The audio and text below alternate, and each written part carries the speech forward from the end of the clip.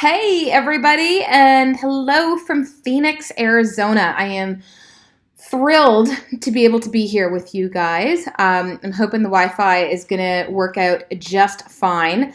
But I am here to chat with you guys. This was kind of a bit of an impromptu live stream that I decided to do. So I'm just going to open this up, and it's working, which is so great. Okay, so this is a bit of an impromptu live stream, and I say that because I have thought about sharing my labs live with you guys to answer a lot of questions that you guys might have. I like to be very transparent in my work as much as humanly possible in terms of like my integrity, how I show up, the things that are working for me, the things that are not working for me, like the whole gamut is really important for me to show up and really share what's happening. So when I first wanted to do this live stream, I got this idea last night. I decided that I was going to talk to you guys about my labs today, and something really interesting happened. I got my ultrasound reports back for my thyroid nodule. So I'll just share with you that my reports for my thyroid nodule 6 months ago said that I had 4 nodules. The largest one was 9 millimeters. And when you get to 10 millimeters, the nodule has to be biopsied. And they biopsy it to see if there is thyroid cancer. Now, this is something that I obviously was really hoping that it wasn't going to have to happen. I really kicked up my healing in, I don't want to say high gear because it makes it sound like I'm almost like pushing, and that's not what healing is. And we're going to talk a little bit more about that. But I changed things a little bit with how I was showing up, and I'm going to talk to you guys a little bit more about that. I got the thyroid results back. I went from 4 nodules. I now have 3 nodules versus 4. The largest nodule, which was 9 millimeters, is not 9 millimeters now. It is 6 millimeters. So it went down by 3 millimeters, and that is incredible because these things take time to grow. They also take time to decrease in size. So this was huge news for me, and I posted this on my Instagram. If you want to find me on Instagram, my link for my Instagram is in the description here on YouTube. And I just cried. I cried. And now if you're somebody who's struggling with thyroid issues, you probably have felt very frustrated. You've probably heard of many ways to approach it. I know I had.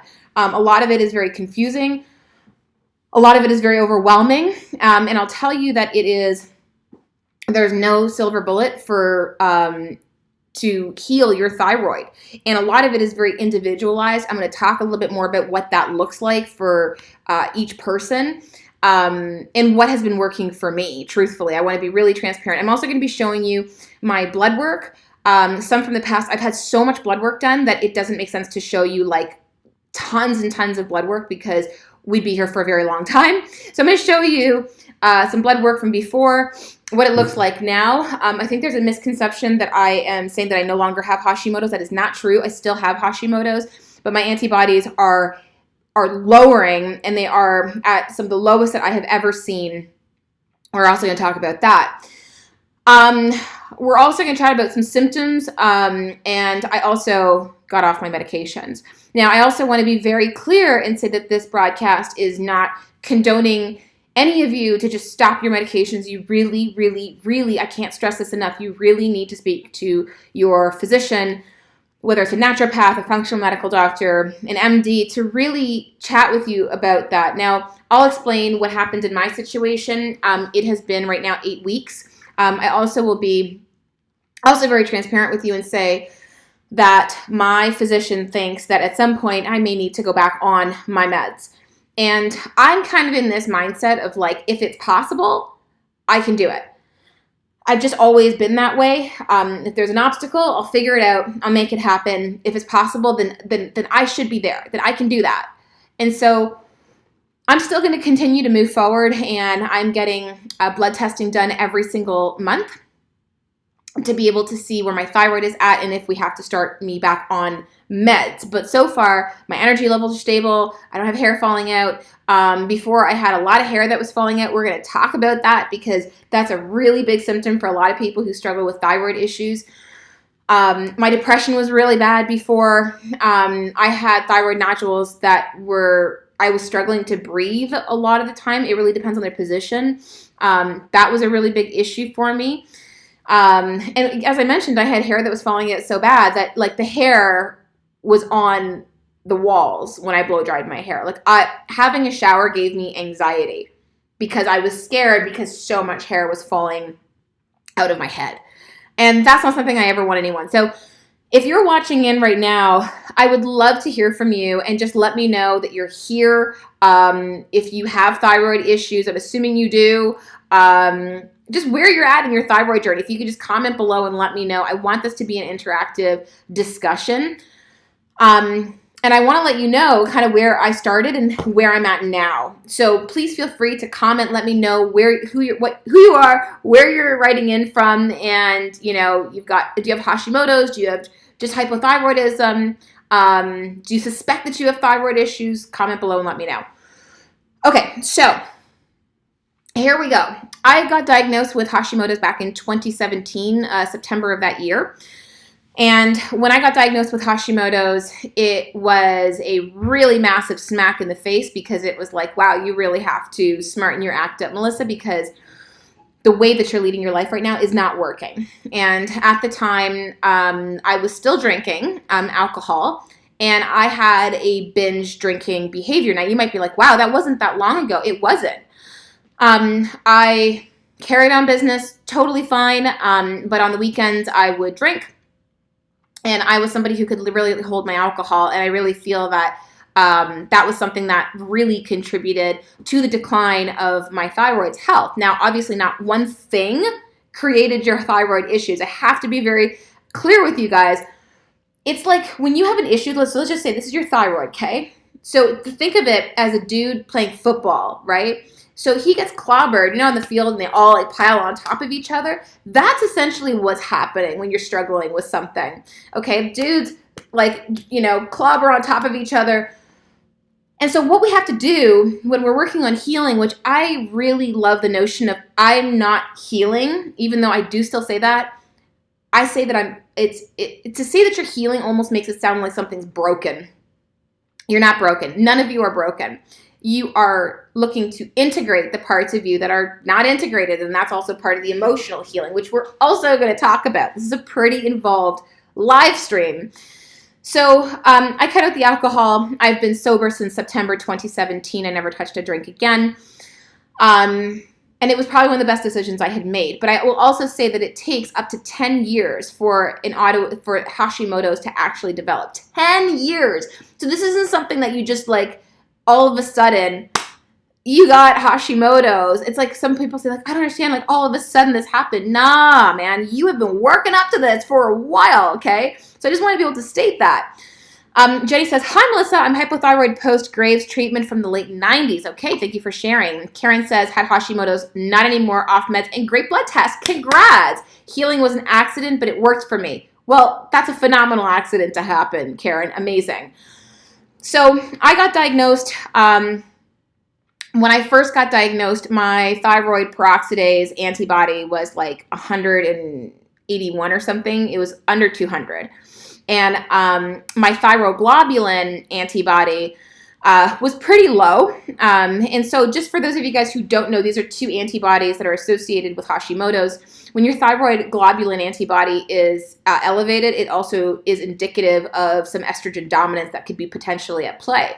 What a lot of people don't realize is that estrogen really does impede the conversion of T4, your inactive thyroid hormone, to T3, your active thyroid hormone. So this is the reason why that a lot of people who have fibroids, PCOS, they tend to have thyroid issues because estrogen really does impede that conversion. So I have fibroids, of which some of them are shrunk a little bit.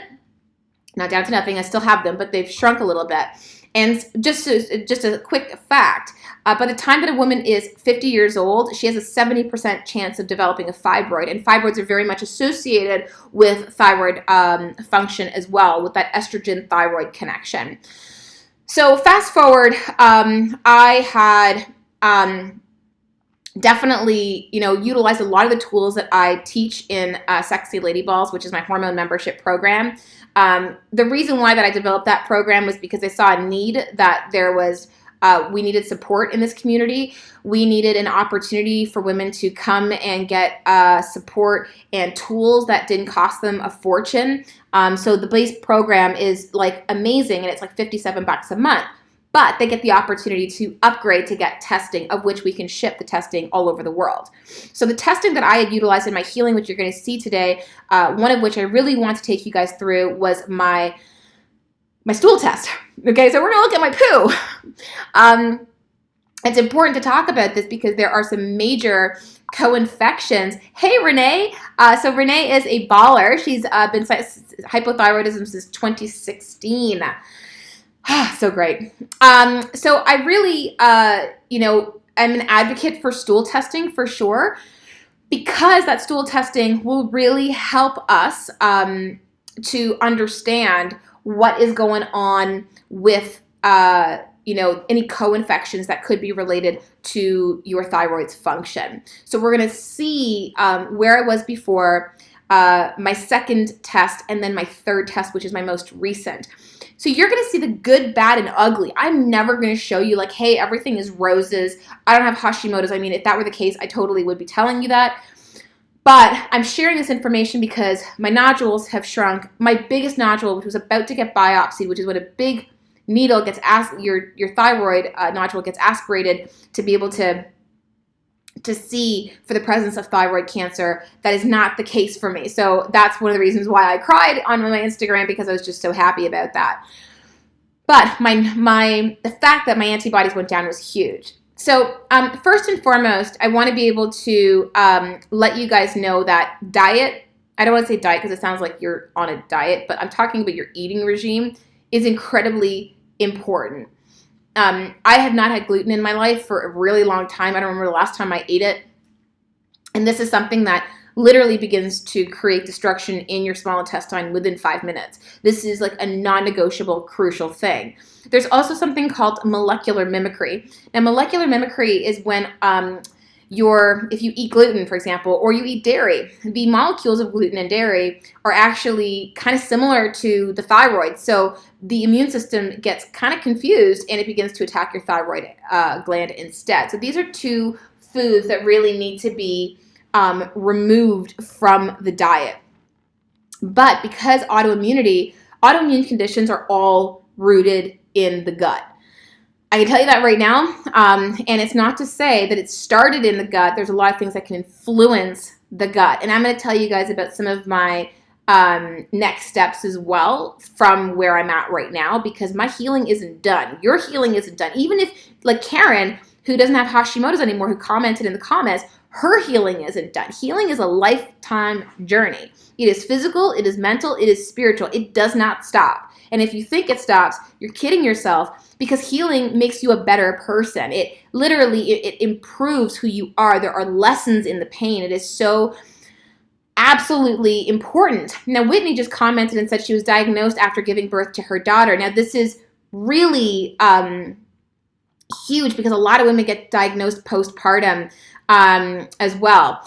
So no surprise here, I am getting, I should do the medical medium. I do not believe in the medical medium. Sorry, I just don't. And we're just going to end that conversation there, but I appreciate your feedback. Okay, so diet-wise, a lot of people who have an autoimmune condition are intolerant to a lot of different foods, and they could be seemingly benign foods. One of the foods that you definitely need to really think about removing are eggs. When we have intolerances, sometimes the reactions that we can get are not ones that we associate with food intolerances. Those can be emotional. They could be disruption with sleep. It could be brain fog. It could also be acid reflux. But eggs are a really common trigger for a lot of people who have autoimmune conditions. So, look at what you love the most, because generally what you love the most is what could hurt you the most. And that goes with just about anything in life. The next thing that I would highly suggest is to remove lectins. So this isn't something that I'm going to be honest with you, I haven't 100% removed them. I will say that I have, once in a blue moon, will have a little bit of tahini. Now, I definitely got some food intolerance testing done. We do offer food intolerance testing in Sexy Lady Balls as well. Like, we offer hormone testing, food intolerance, mold testing, like so many different options, because my goal was to give women answers and to guide them as to, well, what actually makes sense for you. How do we save? What do we do? Okay. So, I ended up finding out that I was intolerant to all these foods. Now, prior to going to Bali, I just want to be able to show you a couple of things. First and foremost, I'm just going to screen share. Hopefully this works okay. All right, so yes, that works perfectly. Okay, so this was my stool test. This was back in 2018, so this is a little while ago, but this is important for me to share with you. But what you're going to see here is that I did have some H. pylori. Now, H. pylori is something I always want to review. This is is a very big thing that we review, especially if the individual who comes into Sexy Lady Balls, they're like, yeah, I have like an autoimmune condition. The first thing I want to do is really evaluate their gut. And this is a big one. So Helicobacter pylori, H. pylori, it is the same co-infection that happens with, that actually is indicated in peptic ulcers. Now, what we see are all these virulence factors below. You'll see them all listed here. Now, the reason why I point this out is because we had a woman in Sexy Lady Balls, and she went to her medical doctor to get H. pylori testing. And I always say methodology matters. Like, a lot of people are like, well, maybe I'll go to my medical doctor and they can do this test for me. They're not going to do this test for you. They can do an H. pylori test, but the methodology is probably not the same. So her H. pylori test came out negative. And what's crazy is that when she did our stool test, she was probably the worst case of H. pylori I had ever seen in practice to this day. So when we see a virulence factor that's positive, like mine, it just essentially means that the H. pylori is more virulent. Now, I'm going to skip over some of these because it would go into too much depth, but H. pylori, I had it. This is a common co-infection. It affects 2/3 of the world's population, which is crazy. And then when we look at some of the bacteria here, we start to see that I had some dysbiotic bacteria. That means I had some more bad guys at the bacterial party than good. We had some potential autoimmune triggers here as well. No surprise there. And I also had, so my immune system was on overdrive, which is interesting. So secretory IgA is an immune response. So it shows me how my immune system's going. Okay, so if it's high, chances are it's because it's trying to fight something. Now, I'm sure I was probably doing some protocol at that time, but my immune system really was in high gear. So that was a really big thing. Steatocrit is sort of essentially how you are assimilating fat. So there could have been some troubles digesting fat there. No surprise there either for me, because I know myself personally. But this was a really big one that I was like, oh, that's kind of interesting. Fast forward a bit. I do an H. pylori protocol, of course. Now, sometimes when you do an H. pylori protocol, the one thing I want to let you know is when you do it, and I'm just going to come back on screen here for a sec. Hopefully, I always get a little confused here. Give me 1 second here. Nope, that's not it. All right, let's see. Current application now. Oh, there we go.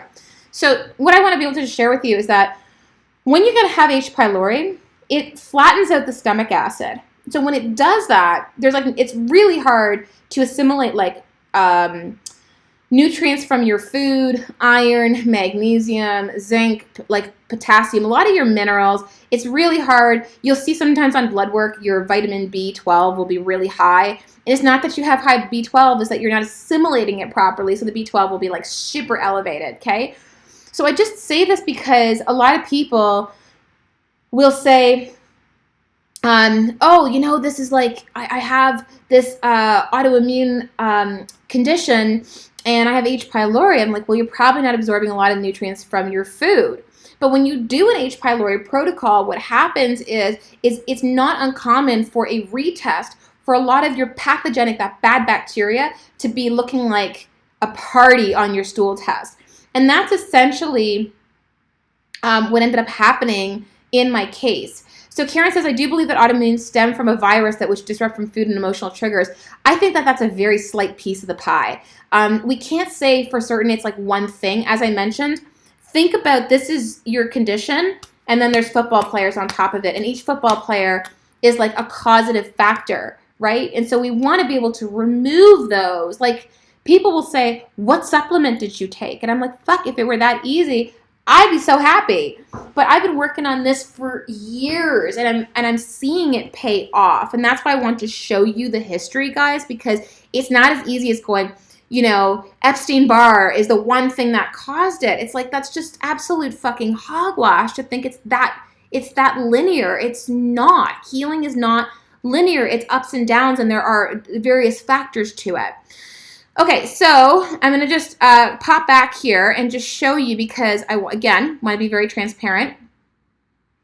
So we're going to see the H. pylori. Ba-bum, it's gone, right? Amazing, okay? But check this out. Look at that. Look at that pathogenic bacteria. Like, this is bananas crazy. Like, it was like a party was in my gut that was happening. And what's really interesting is when I scroll down even further, look at my immune system. It's like, hi, I'm so fucking exhausted. I'm done. I'm tapped out. Like it's tired, right? Because it fought so hard. So my immune system is really low. Now, autoimmune conditions, you're going to end up having super highs and some lows. It's very difficult because sometimes your immune system just feels like it's teetering on the edge. So to me, this was crazy. So what I ended up doing was I'm right back on screen. I went to Bali, and I went to Bali for 5 weeks. And when I was in Bali, I started to develop really horrible gut pain. And this was around the time that retest came up. And I'm like, okay, well, clearly there's some pathogenic bacteria. I would not be surprised if I had SIBO, which is small intestinal bacterial overgrowth. SIBO is very common when people have had H. pylori, because when you flatten out stomach acid, you don't have the bacteria that's necessary to essentially kill off a lot of those parasitic issues, right? You don't have a lot of that. You don't have anything to kill off that bad bacteria. So this is a kind of a big deal. So this was my issue, and I started having all this pain at night, and it was so freaking bad. I was reeling in gut pain for 4 to 5 hours at night. I was trying to get home early. I couldn't get a flight out, and I started like to really try to figure out what I couldn't eat. So I ended up going with more minimal vegetables, which ended up really working for me. I also had a food intolerance test, which really helped me identify a lot of the big triggers. There were various foods that I was eating that, like, seemingly benign foods. Like, I'm highly intolerant to coconut, lemon, like all citrus fruit, which is crazy. All these foods that I was eating, olives, like things that I ate all the time, I was intolerant to. So this really helped me take a lot of stress off my gut. Healing your thyroid, you have to work on the gut. This is really important. Now, the interesting thing is that if the gut all of a sudden doesn't improve, like if all of a sudden like it's kind of improving and then it goes back to shit again, no pun intended, you have to investigate, are there other things that are affecting the gut other than food? Like, you've done all the food stuff, you're doing all the things, what other things could be there? Well, there also could be, you have to look at, have I been exposed to mold? 85% of buildings in the United States have been affected by water damage at some point, and it takes 24 to 48 hours for mold to grow.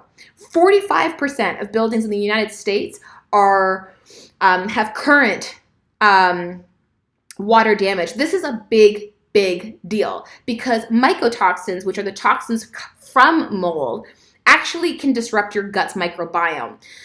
The other thing that can disrupt your gut's microbiome is your mental stress.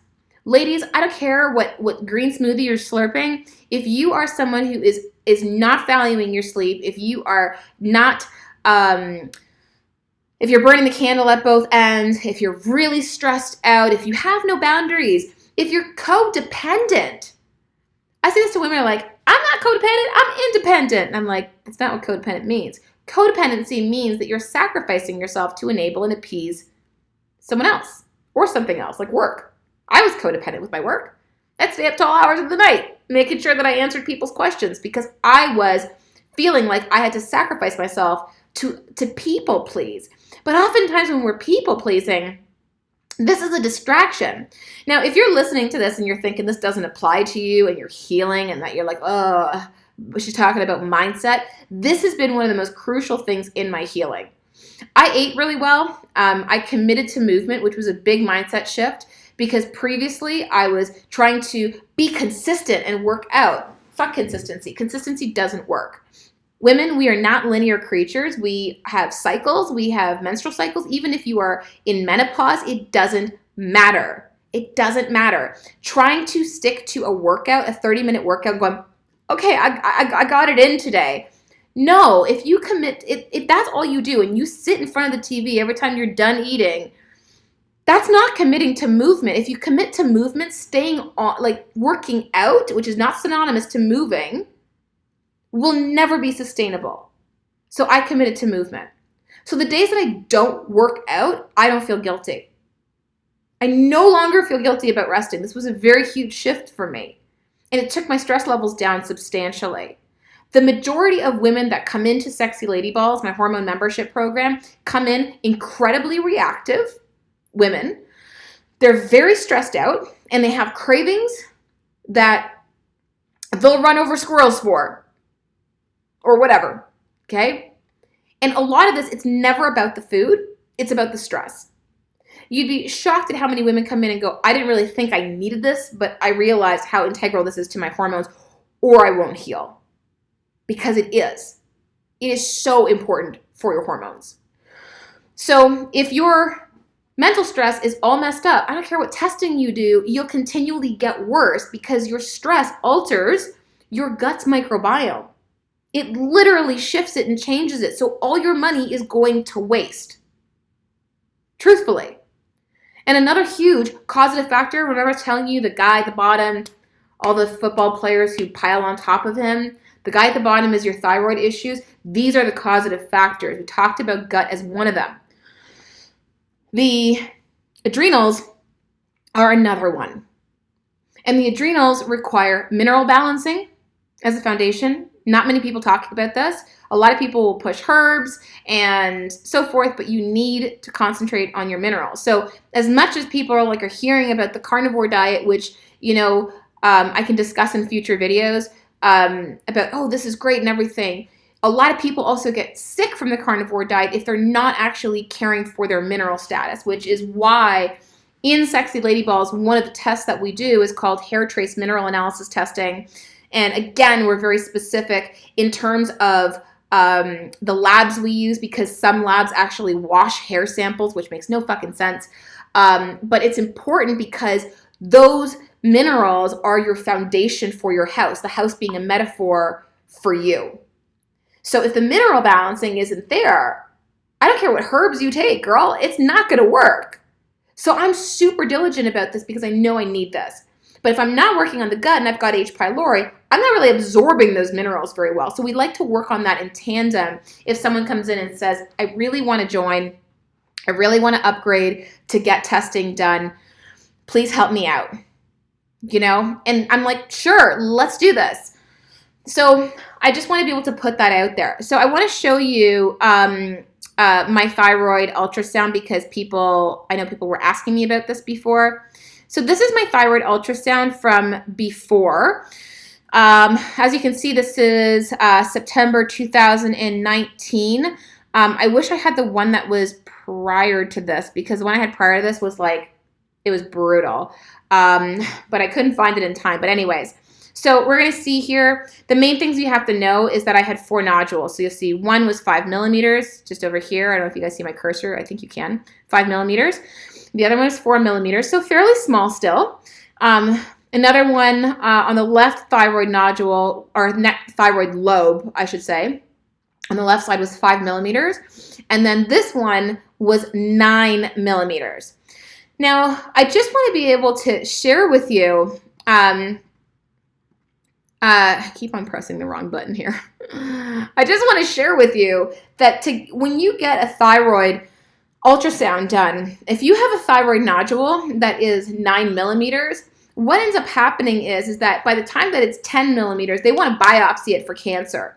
Now, this was a freaking nightmare for me because I thought, I don't want to get a needle in my thyroid done. It's like, who wants to it's such an invasive procedure. I know people who've had it done multiple times. Not anyone here ever had this done because it is not, I can't imagine that it's so uncomfortable. The idea of getting it biopsied, I know that thyroid cancer is on the rise, but it's also, the chances of your nodule being malignant is actually quite low. So I knew that going in, but I still was dreading the fact that I'm a millimeter away from getting it biopsied.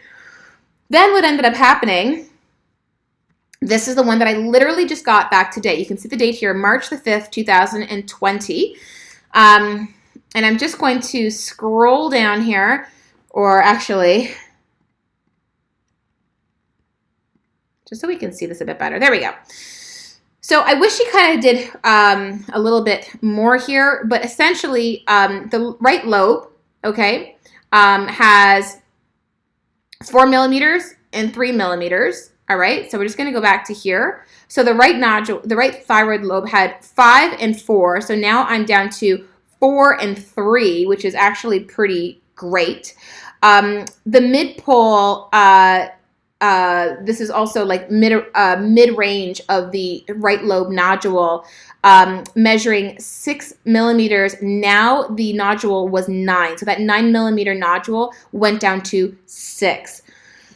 So this is actually pretty great. And I'm very happy with this because this was the one that I was probably the most scared of, because this is the one that I was like, I got to shrink this 9 millimeter nodule.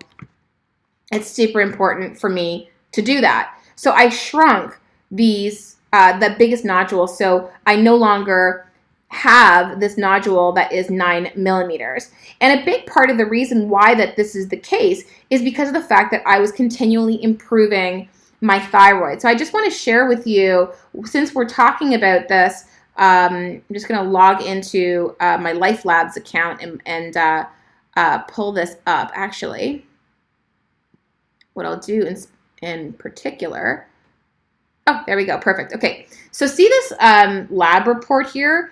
This is my lab report from, 2019, March of last year.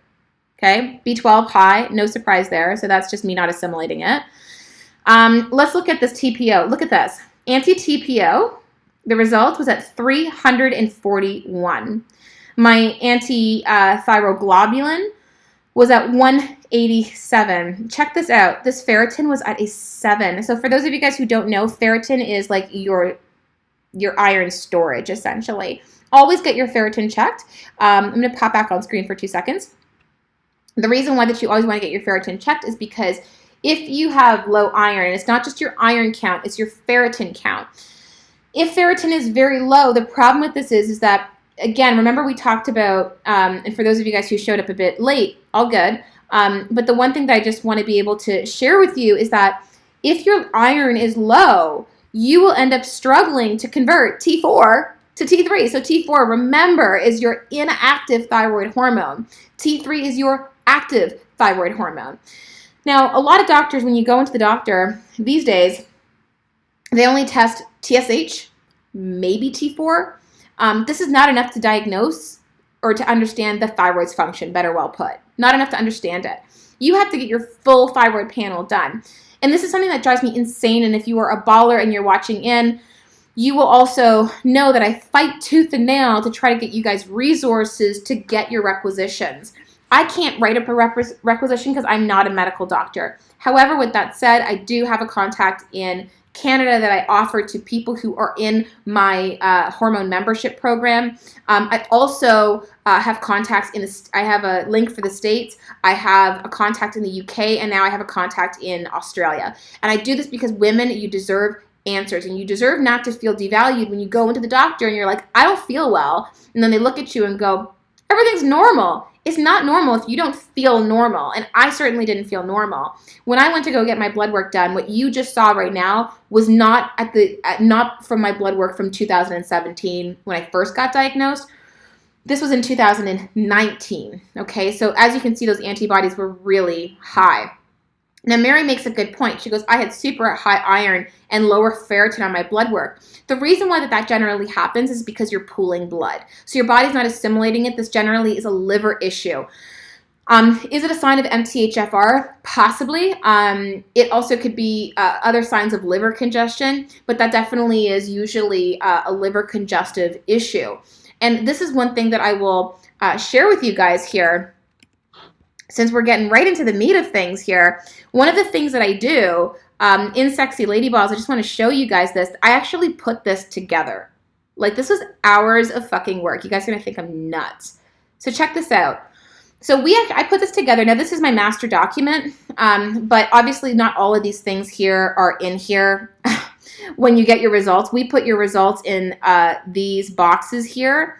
And then we will say, like, if it's high in the analysis or if it's low, and then we remove whatever so that you only see one of these. And this essentially is a blood chemistry analysis. So when you get your blood work back, you can upgrade and get your blood actually patterns assessed. And this is assessing for patterns. So for example, in Mary's case, who just commented, who said that her iron was high. This is high. This is the high column. So high levels of iron could be liver dysfunction, iron overload, iron conversion problem, viral infection, also excess iron consumption. So it's really interesting because I'm like, it's definitely more of that case. So, you know, this is something that like we put together because when I have like worked with women, the thing that drives me crazy is that how on fucking earth are you expected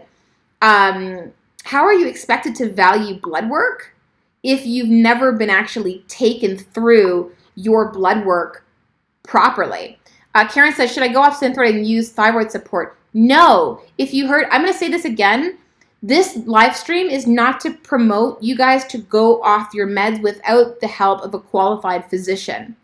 I can't even say to you, okay, get off your meds. That's something you have to work with on your doctor. My role in working with women is to help to support all the things that could be messing up your thyroid. And as your thyroid levels improve, you can work with your physician to wean you off that dose. That is not something that's in my wheelhouse. I'm not a medical doctor, so I can't do that. And in no way, shape, or form is this live stream promoting that, because that's not at all what this is about. This is about sharing my experience and also giving you guys some tips on what has worked.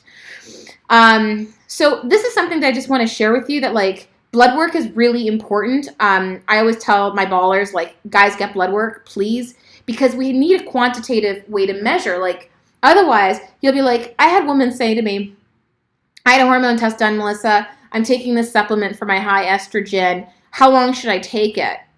Now, I wasn't the person who first ran her hormone test. And my answer to her was like, fuck if I know. Like, I'm not a body scanner, guys. Like, I don't know where your hormones are at. You have to retest. You know, and every single test is going to be different in terms of how often you should retest. Okay? Some hormone, like some tests is like, you know, you can do it every like year. Some tests that we do, like gut testing, for example, I usually do it like once every 8 months. If there's H. pylori, I'll probably retest just that marker maybe in like 2 months later. Why does the liver pool blood? It doesn't pool blood. That's not what I said. I said there could be liver dysfunction, so that your body isn't utilizing that iron because the liver is congested. So therefore, the body is pooling blood because there's liver congested. So Karen, once again, I'm going to let you know, I cannot advise you on getting off your meds. I can just advise you on how you can work on healing your thyroid based on all those causative factors. So I really need you to listen into what I'm saying. So the blood chemistry analysis was something huge that we offer because you haven't been taught how to value blood work ever. Your only experience has been I go to the doctor, they look at me and they go, everything's normal, and you walk out.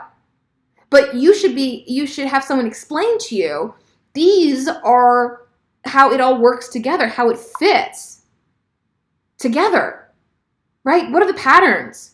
When I'm looking at thyroid stuff, I don't just look at your thyroid. I look at your liver enzymes. I look at your cholesterol. I look at your iron. I look at so many different factors. I look at your, C-reactive protein.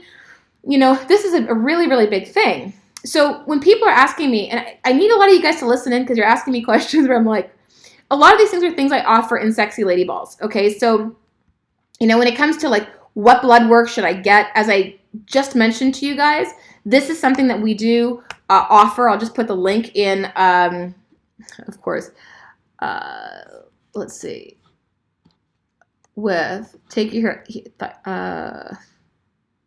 Just going to do this to the next level with Sexy Lady Balls. All right. Okay, so I just posted that there. So blood work, whether it's my contacts in Canada, the US, the UK, Australia, these are all resources that members get in my program. Okay, I spent a lot of time putting this together. This is my life's work. And for what people pay, $57 a month, it's literally under $2 a day. So this is something that I just want to be able to state.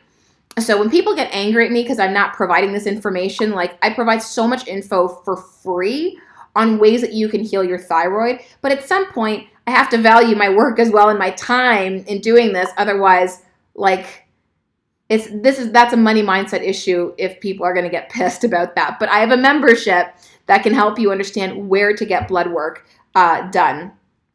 So I just want to let that know to Renee and to Sharon that people are asking these questions that I'm like, I've explained this already.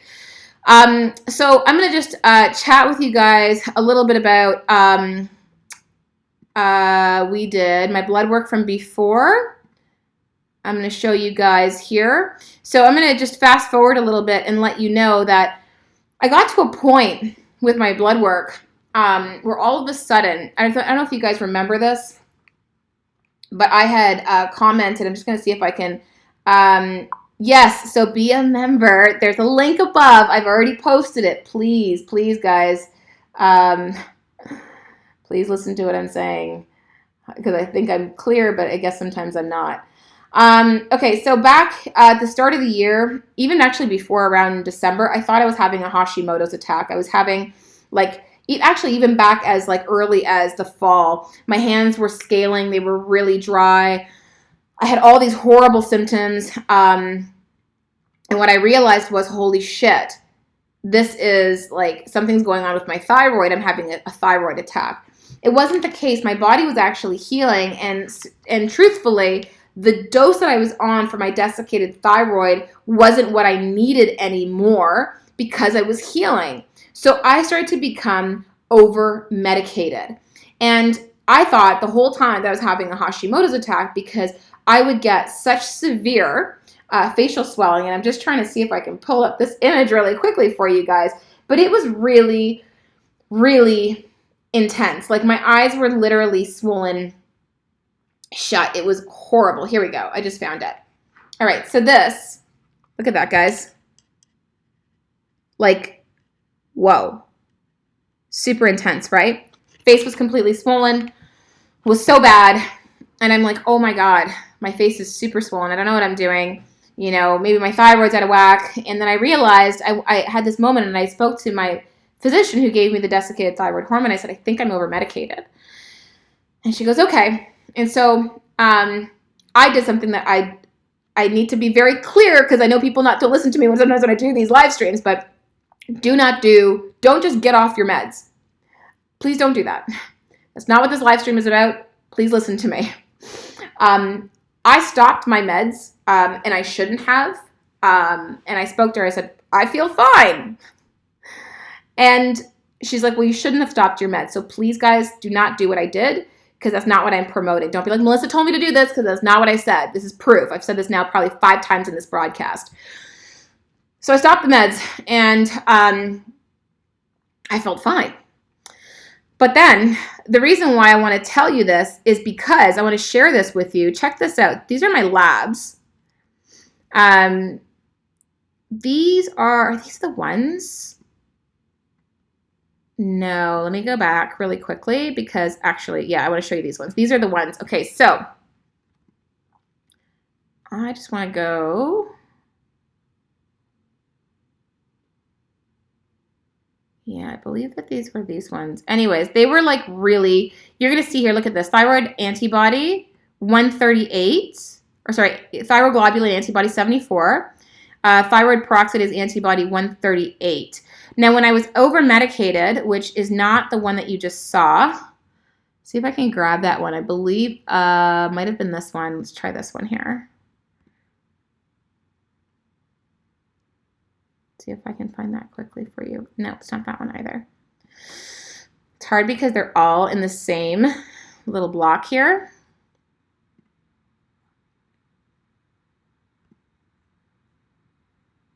No, not that one either. Just give me 1 second here, guys. I think they only grabbed the last ones. But at any rate, oh, here we go. So this was before, remember 341, okay? My recent blood work, which was this one, so the 18th. So this was, yeah, February 18th was my last one. Look at this. Remember I told you it was 138 was the one prior? It went down to 114. So my thyroid antibody is still high. My thyroid globulin antibody was at 74. It went down to 53. Now this is a pretty big cry. Now look at the really bad one. My thyroid peroxidase antibody before was 341. My thyroid globulin was at 187. Look at the difference. So this is the thyroid globulin, that's the TPG, and this is the TPO, okay? So from 341 to 114, and what was this one? This one was TG, so 187, and thyroid globulin is what TG is, and that's 53. So this is my most recent one, and the reason why I bring this up is because of the fact that this is something that I am now working on, and every single month I'm getting thyroid testing done. And the reason why I'm going every month is because I'm off my meds. So my physician wants to be able to see if my TSH climbs, because I was on desiccated thyroid hormone before. The dose that I was on was 120 milligrams. So it was like kind of up there. Still not considered high according to them, but it was up there. And remember, like, this was something that, you know, I was over medicated because, you know, I wasn't producing any thyroid hormone. And they were like, well, we want to suppress your TSH because when your thyroid stimulating hormone is not suppressed, it makes your nodules grow. And because I had one that was 9 millimeters, they were like, oh, I don't know, Melissa. We want to make sure that this doesn't grow. And so they were happy that it was suppressed, but I'm like, I think that this is too low. Like even if we look at this one here, I'm just going to share this back again. So look at this thyroid stimulating hormone. This is like my most recent one from a month ago. It's at 0.03. That's still pretty low. Now, I know that there's some people who function pretty well at like even a 0.4, but 0.03 is still very low. But my physician is like, we still want to kind of keep it relatively low. I still feel that this is a little bit too low. But with that said, I was getting that swelling in the face. And the reason I was getting swelling in the face because when I was really over medicated, it was at a 0.01. So there was like no thyroid hormone being produced. And I knew I was over medicated because my T4 and my T3 were high. So, and desiccated thyroid hormone is a mixture of T3 and T4. So I was suppressing my thyroid hormone, but my T4 and my T3 were really elevated because I had too much. I was over medicated. So this is all really promising. And again, because I want to be super transparent with you guys, my physician thinks that at some point I'm going to need to go back on meds. They're like, you know, you probably have to go on meds at some point. That's why we're monitoring you every single month, because we may have to start really low and titrate you up. That's the reason why that they're testing me monthly, which usually they don't test you monthly. They usually test you every 3 months. And I'm kind of in this mindset that I'm like, okay, sure, I know you believe that, but I believe that there's hope. I believe that the fact that I saw my thyroid ultrasound and my 9 millimeter nodule went from 9 to 6, and I don't need a biopsy. That my thyroid antibodies went from 341 to this last time, which was 114. That's progress. So I'm going to hold out hope that it's still good. Now, I'm really just going to just share with you this, in the fact that not everyone who has Hashimoto's is going to end up healing the same way. Why you have Hashimoto's is going to be different than why somebody else has it. I also have to state that. I do want to be able to just let you guys know that if you join Sexy Lady Balls, this is an opportunity for you to really find answers. And no matter where you live, this is something we can help you with. And if you value yourself, I invest in you. I invest in you by showing up for you, by answering your questions. You have access. Being in that group is such a big game changer, because when you have questions about certain things, you don't have to book a session with your practitioner. It's going to cost you X amount of money and time. And it doesn't make sense when people half-ass their health and they go, I'm just going to, go to my doctor and get their blood test. It's not complete. It's not giving us the full picture. Do it properly. I'm living proof. This is something that I show up for myself every day. So these are things that have been so instrumental in my healing. So where do I go now, right? I still have Hashimoto's, okay? I'm off my meds. I'm going to cross my fingers that stays the same way, but I can't 100% be sure of that. I just know that I'm on a great trajectory and I'm moving forward with that. My nodules are shrinking. Hallelujah. Things are fucking amazing. However, the work isn't done. The work is never done on you. You will not be happy when your thyroid is resolved. There's going to be something else. You have to work on a deeper level. And one of the things that have helped me out tremendously is breathwork. Now, there's a book that I swear by. I don't have it on hand, but it's called The Presence Process. So, not your present, right? So, presence process, like your presence. Your presence is beautiful. So, your presence process. And it's from an author by the name of Michael Brown. Now, it is a little bit complicated in terms of some of the language he uses. Sometimes I have to I always have people tell me they have to read it a bit slowly because it's very in depth. But it really does take you through a 10-week breathwork process. And it's 10 weeks of breathwork, 3 weeks off to integrate, 10 weeks off, 3 weeks off to integrate, and then the last 10 weeks. And essentially, you have to do breath work, 15 minutes of breath work in the morning and in the evening. It's work. It is work. Most people actually, I spoke to one woman, she's like, yeah, I'm doing it, so I just do it in the morning, though. I'm like, then you're not doing it. This is, it's this or it's nothing. You're not oh, I'm just going to pick the evening. No, it's 15 minutes in the morning, 15 minutes in the evening. Last night, came to Arizona yesterday. I was so tired. And this is 3 hours earlier than Toronto time.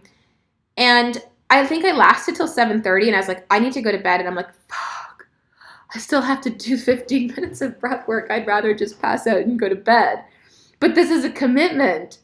And the reason why that I suggest this is because, so things like cold showers, every single one of you guys should be doing this. And so, I'm adamant about doing this every day. I don't wash my hair every day. I put it in a cap or I tie it up. And when you're done showering, you can shower normally. Don't do hot showers anymore, guys, because it really can activate a lot of the chlorine and the chemicals in the water that is coming out of your taps. And it can vaporize them, making them more virulent. So have a warm, cool shower, lather up, do your business, and at the end of it, ice cold. And what I like to do is I like to put it on my neck. And I literally freeze my fucking thyroid. Here, and it drips all the way down my tummy.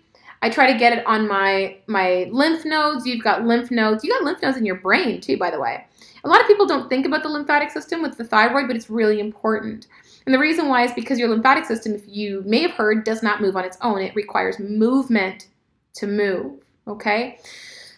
Cold shower therapy really helps. Now, the lymphatic system is like a sewage system. It dumps out a lot of these cells that you don't need, and it really helps your immune function. I'm giving this in very layman terms. But from an emotional perspective, because yes, I am going to get a little bit woo here, it is really important that you love your lymphatic system because it's also the emotional sewage system. So if you've ever heard of someone going to yoga and they're doing their like yoga poses and stuff and they get emotional, it's because they are moving and stretching the muscles and the fascia. Your emotions are stored between the muscles and the fascia. So for me, for example, I have really tight hips and butt. Like it hurts like a mofo around there if I get a massage. Like it hurts so bad. And the reason why this is important to your lymphatic system is because if you've got a lot of blocked emotions, stuff that you might not even be completely consciously aware of, stuff that may even happen before you had any mental acuity to understand it, like from when you were like a baby, from when you were a kid, shit that you don't even remember, that absolutely could be fucking with your thyroid. It's important to move that. And it can be moved in your lymph. So breathwork is great because it moves the diaphragm, and your diaphragm is connected to your lymphatic system, which is the an emotional shock absorber. Okay, and so when we do the cold shower, we're moving the lymph. When we exercise, we're moving the lymph. Like the rebounder, you're moving the lymph. The gun that people use, that like you see them on Facebook ads, and they're like, like beating muscle and stuff. This gun, my husband has one. This is something that I just think is so important. Jackie says, what does the full panel look like on my lab? Requisition just says TSH. I already spoke about this. So this is going to be probably the 6th time that I've mentioned this. We do have a full labs that we suggest that you get, but these are available to members of Sexy Lady Balls. The link is in the comments, Jackie. Please click that, and we absolutely can help you. These are resources that we provide to members.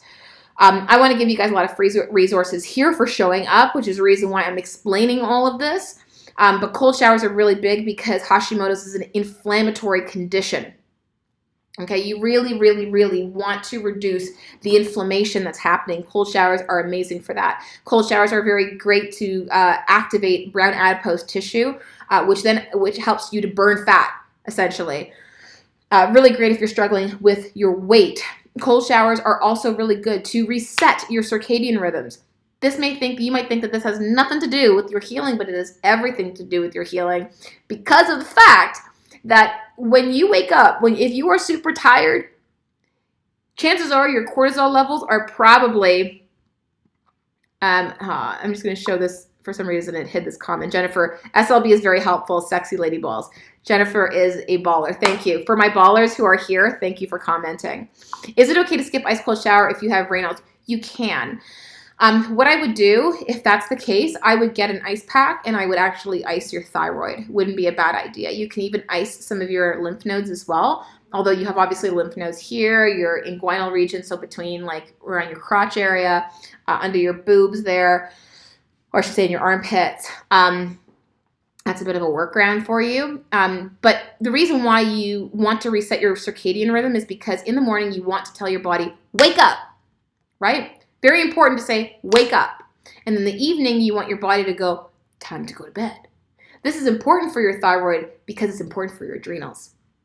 You hear a lot about adrenal fatigue. If you have thyroid issues, your adrenals are probably a mess. And this is one thing you can do, and it's absolutely for free, is to reset your circadian rhythm. So making sure ice cold shower in the morning because circadian rhythms change based on temperature and light. So in the morning, go into your bathroom, blast yourself with light, turn on the light, and that really helps to go, it's time to get up. And then at night, blue blockers. So I happen to have them here because I'll probably wear these to dinner this evening because I am that person. And then I have a pair of blue blockers, which are really dirty, and I have to clean these. But this is not an excuse for you to be on your phone at all hours of the night. People will buy blue blockers, and they're watching TV, and they're on their phone, and they're on their computer, and I'm like, you're missing the point. This is electromagnetic frequency, and this shit messes with your thyroid in a really big way. It messes with your cortisol levels, is the hormone released in response to stress.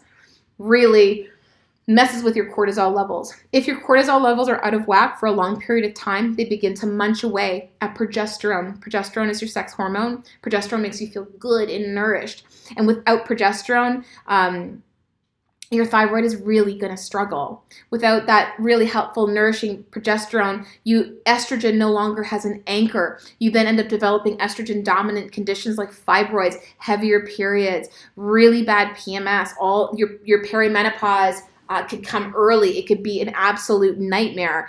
And these are all things that at the core of it come down to a lot of adrenal strain, and adrenals really need to be managed, A, through resetting your circadian rhythms, B, through a lot of lifestyle changes, guys. How you're showing up in this world really needs to fucking change. And I'm saying this with all the love in the world because I was that woman. I was the person who was so absolutely, completely reactive all the time, and it was triggered by everything. And I will tell you, the emotional healing is equally as important as the supplements, the food, and all of it.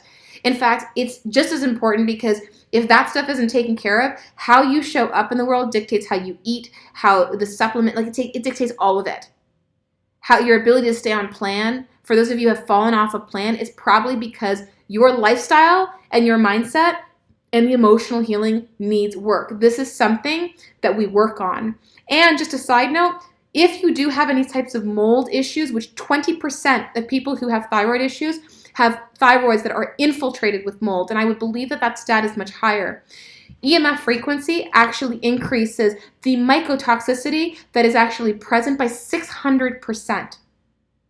I can't make this shit up. It's crazy. So we have to be able to think about, how are we showing up where these devices are so addictive? So at night, make sure that you have your phone on airplane mode. Get off your devices. When you're done eating your food, go for a 10-minute walk. Go for a 15-minute walk versus just sitting your ass on the couch and watching TV as your food just sits there. Go for a walk and leave your cell phone at home. The amount of times I walk and someone's walking toward me and their phone is their head's down, I'm like, heads up. The way that we live is not fucking natural. There are people walking on the street during the day with sunglasses, which is blocking out the light that's supposed to come into your retina and tell your body it's time to be up, to wake up, to be alive during the day. When you're wearing sunglasses, that doesn't happen. It fucks with your hormones. I'm sorry. I know a lot of you guys are like, I love my sunglasses. I don't wear sunglasses for that very reason. And then at night, you have people on their devices and watching TV and being on their cell phones, and then they wonder why they're having problems sleeping. Well, Melissa, I go to bed at 10:30. Really? So you just finished watching TV, turned off the TV, and hopped into bed. You're still going to be hyperstimulated from the electromagnetic frequency. It's not normal how we're living. And then we wonder why it took us 10 years to develop this shit. And then people ask me, what supplement do I take? Because they're too fucking lazy to do the work. If you are ready to do the work, and I know I sound like I'm coming across really hard, I highly suggest to join the membership because this is where I invest in people. When I invest in people, I invest my time, my energy, my love. I share a lot more. I've been talking to you guys right now for an hour and 2 minutes right now, and I've shared a lot. And this is literally the tip of the iceberg. I want to be able to help you guys really heal. This isn't just about healing your thyroid. Your thyroid is a symptom. When you heal your thyroid, you will be absolutely shocked at the other things that are going to come up for you and that are going to improve as a result of your work. You deserve this, but you have to meet the universe halfway to go, okay, I'm ready. I'm going to show you, I'm going to do the work, versus complaining about the results you didn't get from the work you didn't do. If you're ready to not feel devalued or feel dismissed by your doctor, this is your opportunity. So I'm not going to be talking about other topics, Deanna. Sorry. I want to stay on topic just out of respect for everyone else watching this. I know Shelly mentioned her TSH is at or TSI. And so people are kind of giving out numbers and stuff. And honestly, I have to see the whole picture. So especially with blood work, that is something we can do as an upgrade if you get the blood chemistry analysis, which is what I showed you guys an example of. And we do that to be able to assess patterns. I think on my YouTube channel, I'm going to do like a whole blood chemistry analysis session to show you what behind the scenes on like specifics. Like maybe if that interests you guys, let me know in the comments below if you're interested in me doing like specifics on some of these testing. Jennifer, Dean, I love you, girl. It's a commitment and a process on all levels. It really is. But it forces you to level up in ways that you'll be so surprised, guys, that when you do. For me, when I was starting, like I was eating well, I was exercising, my nodules were still really big. And I'm like, what am I missing? I don't get it. What am I missing? And that's when I really started to dive deeper into the emotional part of it. And this is why, like, these are all things that I share with you guys in the membership. And I hope that you can consider joining us, because I poured my life's work into this. And this is also for women who are prenatal, who are nursing, for women who are pregnant. We have literally a funnel for you that can really help you out. Amazing information, and I presume much of your shared knowledge, in other words, EMF risks, also applies to our male members of the family. Yes, it does. And just on that note, I want to also mention that in Sexy Lady Balls, we do extend that if you want, we have like husbands who have gotten testing. So my online clinic, I have an online clinic with like practitioners that can see you from anywhere in the world. Okay, so if you're in the UK, if you're in Australia, we can see you wherever you are, because it's all online. And we have seen husbands who've really needed the help. We have several husbands, actually, that we have as patients. And we do that because, like, Sexy Lady Balls, the membership is $57 a month. And if you end up upgrading, you can get the GI map, which is what I told you guys about. I walked you through it. And then also there's the option to add on the HTMA testing, which is the hair trace mineral analysis test. And adding it on, adding a test onto another test is great because they're both read in one session. So you're not paying like for 2 sessions. They're all being read in one. So if you're really, ready to be able to do this and you're excited to take things to the next level, I would highly suggest joining. If you are a baller and you're watching in, I'm going to be doing a way more in-depth, if you can believe it, live stream about my healing journey and more specifics in terms of what I did. So for those of you guys who are watching going, there's more, I want to give a lot of you guys a lot of the tools that I was doing, but for those of you guys who are ballers, I'm going to be chatting so much more coming up. So, all right, guys, that is pretty much it. I have put the link below. Take your thyroid healing to the next level. All right. Just going to do this. There we go. I'm going to post it one more time here. And hopefully you guys can join us. That would be absolutely wonderful. And really do the work that you have to do, because it is absolutely possible. It is possible to heal. And when I see this evidence, it just makes me so happy. And I want for you to experience this as well. You deserve it. You deserve it. You just have to step forward and start to do the work. All right, guys, that's it. Thank you so much for being here. I appreciate you. And if you have any questions, feel free to comment below.